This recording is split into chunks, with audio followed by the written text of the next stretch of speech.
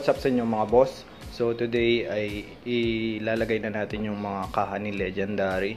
So bago yan, lilinisan muna natin siya kahit konti bago install yung mga fairings niya. So tara!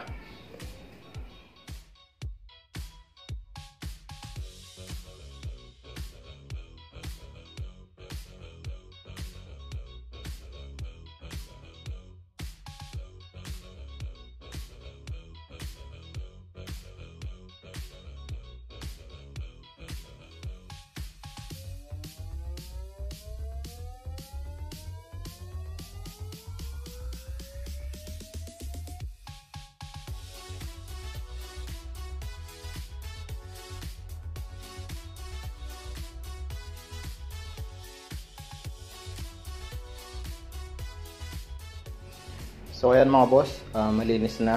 Hindi naman siya kasi gaanong marumi kaya hindi ko na siya binasa ng tubig. So ngayon pwede na natin i-install yung fairings o kaha ni Legendary. Ito time lapse ko na lang mga boss.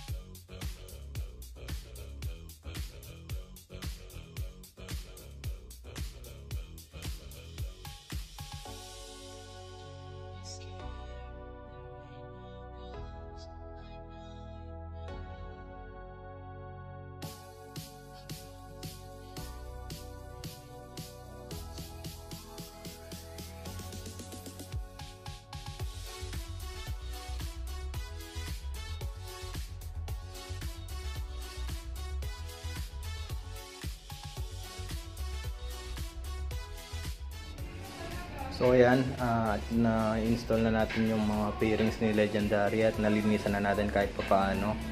So hanggang dito na lang yung vlog natin about sa paglinis, pag-install ng mga kaha ni Legendary. So ayun lang, kita-kits sa susunod na vlog. Like, comment, share, and subscribe na lang kayo mga boss. Always ride safe.